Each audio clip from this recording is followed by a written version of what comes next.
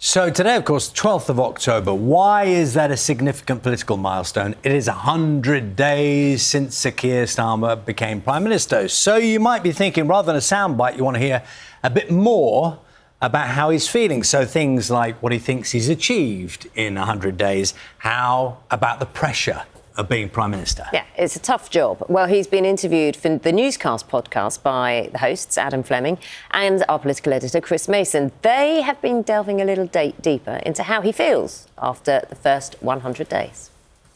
Prime Minister, welcome to the Newscast studio. Thank you for having me. You're very welcome. We'll talk loads about what you've been up to and some of the ups and downs in the last 100 days. But first, I just wanted to give newscasters an insight into what it is actually like being a Prime Minister, because not many people get to do that job. How do you sort of convey what it's like? It's a real privilege because you get the chance to take decisions that make a big difference to people's lives. And that is hugely a privilege. It's what I came into politics to do. For me, it's been much tougher than anything I've done before, but much better. I came into politics relatively late in life, having spent a lot of time as a lawyer, and that was slightly unusual because a lot of people come in earlier than me. I came in because I decided in my own mind that I wanted to go to politics, I wanted to make a difference, I wanted to improve the country, improve people's lives, and then I got stuck in opposition for 9 long years, where however much you convince yourself in opposition that you're making a material difference. Oh yeah, because you're not really. So this coming into power, becoming Prime Minister, having now 100 days, has been, really why I came into politics. This is what I wanted to do, and I'm really pleased at long last, after a long, long wait, to be able to make the decisions that are going to make a big difference to people's lives. It's interesting when you said stuck in opposition. Did you think that maybe you would have been in government a bit sooner? Was that the plan? Oh, look, I hoped so. I mean, I went into the 2015 election thinking we might win it. As you do, elections are funny old things. You get yourself in a complete mindset of thinking we're going to win it this time. But, we made the mistake, frankly, that having lost in 2010, we didn't ask ourselves enough searching questions about why we lost. So we went on and lost 4 more times before we finally asked ourselves the question, could it be us? Changed the party, but still we were stuck in opposition. And I found that really frustrating. I'll be totally open with you.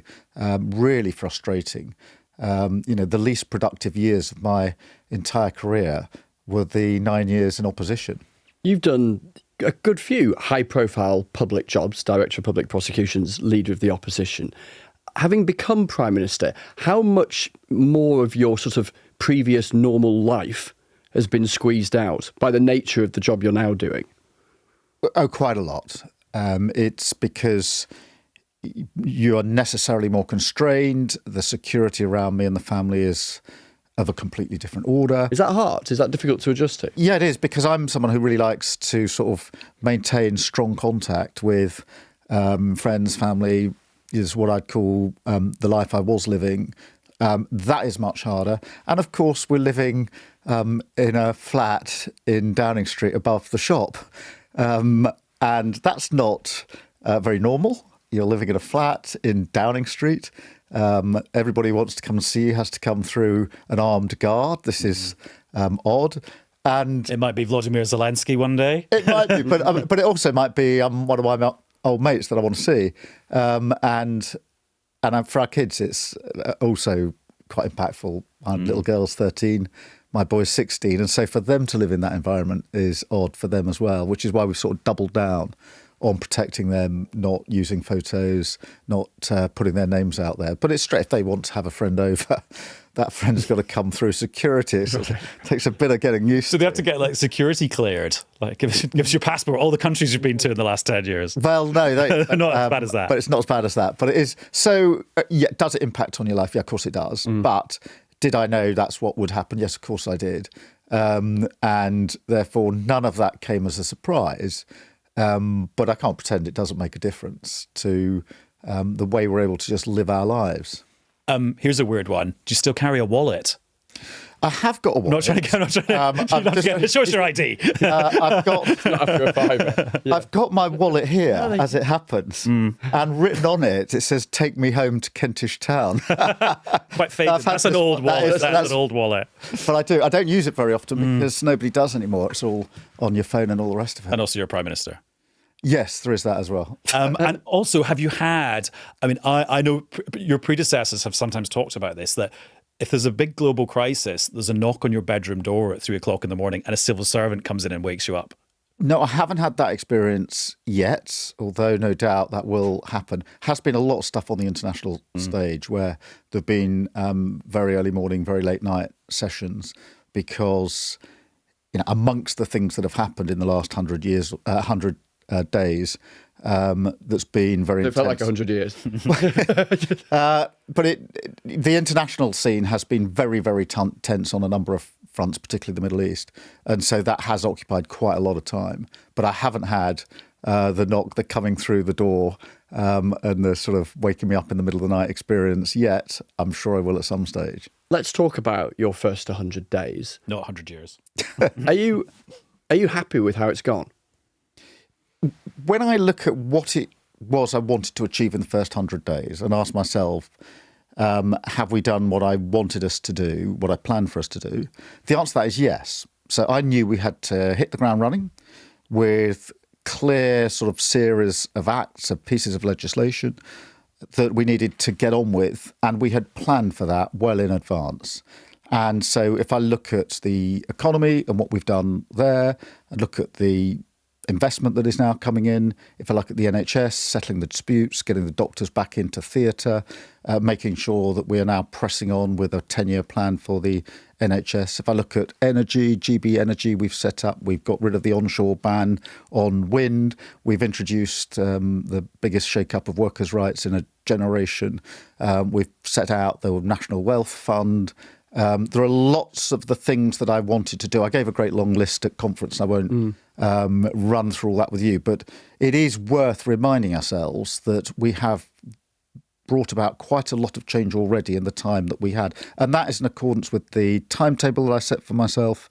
And therefore, am I happy that we've hit the milestones I wanted to hit? Yes. The other thing that I'm really pleased about is that I was firmly of the view that if we started taking tough decisions on the economy and being clear that we'd take those decisions and stabilise the economy, that will begin to trigger inward investment, which I think is vital to the growing of the economy. And over the last 3 or 4 weeks, you've seen big investment decisions, Amazon putting money in £8 billion. You've had Blackstone putting money in £10 billion, carbon capture £22 billion, £500,000 in Northern Ireland just the other day on buses, and then another £24 billion today, all of it leading into this investment summit.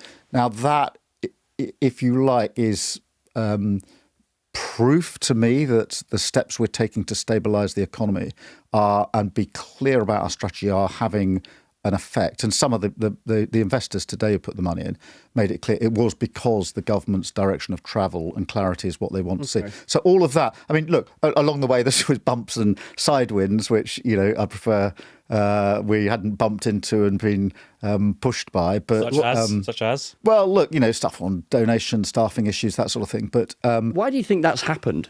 well, because I do think it's really important to get the balances right. In terms of the things we achieved that we wanted to achieve, the things we started, the legislation we've passed, that is all going absolutely according to the schedule that I set out.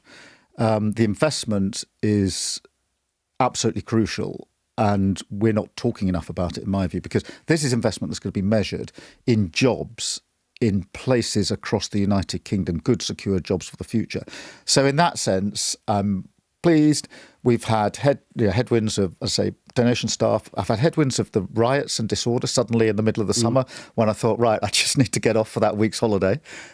We had terrible riots going on, and the situation internationally has been a sort of constant sort of pressure in terms of the decision-making that we've had to do. Do you acknowledge there's been sort of self-inflicted political damage around donations, around staffing in number 10, those headwinds that you talk about. I just look at some of the write-ups this weekend on your first 100 days. The Spectator, Starmer's first 100 days couldn't have gone worse. The Economist, a very wobbly start. The New Statesman, left-leaning, sympathetic to Labour, 100 days that shook Labour. They're not all wrong, are they? Well, they are focusing on those issues rather than, I don't know how many of them are referencing the stuff on investment and we'll come on to talk more about the investment summit, but I just wonder I'm not. Obviously, I was leader of the opposition before I did this job. There is always going to be choppy days, choppy moments. I've been through this before. You get these days and weeks when things are choppy. There's no getting around that. That is in the nature of government. You're under huge scrutiny. I don't think you'd meet any leader that said, could I wish some of that away? And they wouldn't say, yes, please, of course. Well, let's talk now to Adam Fleming. Of course, you saw there doing that interview. Good morning to you, Adam. Do you know what a lot of people ask who are not so embedded in politics like you are, of course? What is Keir Starmer like? People often ask that question. What's he like? Yeah, morning to you, and it's good to be back on breakfast after a few years away when I used to speak to you every morning. So what is Keir Starmer like? I think what is interesting is that when you watch him on TV over the last few years, you think he's quite uptight, maybe a bit robotic, not that friendly. But when you bumped into him in the street, like when he was getting a coffee, he'd be quite a friendly, warm guy. I think what we saw and heard on newscast last night with him sat on our sofa was the much more real Keir Starmer. He was a little bit unbuttoned. He didn't have his tie on, and actually he was being quite honest as well about the problems that he's faced in his first 100 days. He went there by saying that he'd been buffeted by those headwinds. He went there by saying that those headwinds included the staffing problems in number 10 that we've been reporting on over the last few weeks, and also all the stuff about donations, about his suits and his glasses and his concert tickets. He went there as well. Although, as you just heard in that clip there, he did not go there when Chris gave him the opportunity to acknowledge that some of the problems were done because of him. They were based on his judgment. That's where he didn't want to own the headwinds. He relied on them being these sort of like external things, because a headwind is something that blows you from the side or in front or behind. It's not something that you've caused yourself. Do you think, Adam, morning to you, and it is good to have you back on breakfast.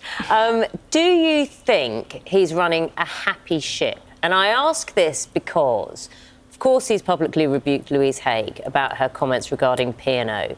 And you read various articles about his relationship with Angela Rayner, and you've got the pensions, winter fuel payments allowance row as well. Do you think he's running a happy ship? Did you get that impression? I am not sure how worried Keir Starmer is or how much he cares about whether he is running a happy ship or not. And I love that we're going all in on the nautical boat references today. Thanks for that, Keir. Because what we've seen from Keir Starmer throughout his career is that he's quite ruthless. And I'm thinking about right in the first few days of the Labour government, where some Labour MPs voted against the government on a motion, and they were stripped of the party whip. They were effectively kicked out of the Labour Party in Parliament, and he did that without a moment's hesitation. And there have been lots of examples where if he's needed to do something to win or to succeed, he's just done it. And you see that with the Transport Secretary. He is happy to just, effectively throw her under the bus, to use another transport reference, because he wants to save his investment summit. He does not want the story to be before the summit or during the summit that a big international company, DP World, who are the parent company that own P&O, didn't want to either come to the summit or didn't want to invest in Britain. So he is just willing to just do what it takes. Although I think there was a risk there for Keir Starmer, because it will be another opportunity for his critics to say, who is the real you? Back to our original question about what's he actually like. Because on Thursday, he was launching all these reforms of workers' rights to give workers more rights. But on Friday, when he was recording that episode of Newscast, he seemed to be siding with a company that had been criticised for trashing the rights of their workers. He's now being critical of his Transport Secretary, who is saying something that Keir Starmer himself would have said 2 or 3 years ago when the P&O thing was happening. So it's another one of those moments where his critics will say, hang on, who is the real you? Adam, how about we talk about 100 days-ometer? Is it fair to do 100 days and go, come on, what have you done? Can you give it? Are there any comparators over the years you can think about? 100 years of other administrations? Oh, no. Okay, this is pub quiz territory now. But do you know what? A few things I will say about that. So the 100 days concept is an interesting one. It was invented by JFK's speechwriter in the US in the 1960s. And when you start to think about it, it is slightly ridiculous because what's 100 days? I mean, you don't mark your 100th birthday or whatever, do you? Or the 100th day of the year. So it's a slightly false concept. And I did wonder, actually, when Keir Starmer came in and he said he was going to be a different kind of politician and he'd not been at Westminster for his whole life, he'd done other jobs and come into politics very late and quite unexpectedly, whether he would go in for these sorts of gimmicks about, oh, give me some headlines because it's 100 days. So it turns out actually you can't change the system that much. Also, I do just think now that I'm not doing this job where I'm speaking to you every day and I'm immersed in the political detail and every back and forward at Westminster, I've noticed this thing that politicians have, which is they sometimes fixate on what they're achieving at Westminster and in the government departments, like introducing new legislation to Parliament or changing the planning regulations, which means in a couple of years' time you'll be able to build a wind farm on land in England rather than a more expensive wind farm out at sea, like it was the case under the previous government. Now, those are victories when you're working with the civil service or when you're working with your MPs or you're beating the opposition or you're changing the law.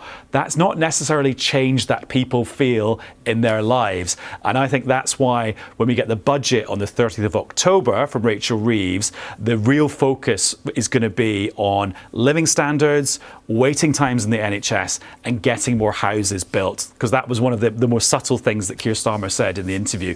And I think that's an acknowledgement that they've got to start delivering things that people feel rather than just having victories at Westminster and in Parliament and in government departments. Isn't Adam lovely? Because when I said 100, I said 100 years instead of 100 days, and it didn't make me feel silly. He didn't make me, other people would pick up on it and make you feel like a fool, wouldn't Well, they? you know what Keir Starmer did say in that interview when he started talking about 100 days, he actually said 100 years, and I just thought, wow, you've got big plans, mate. 100 years. It's ambitious. Adam, thanks so much. Take care.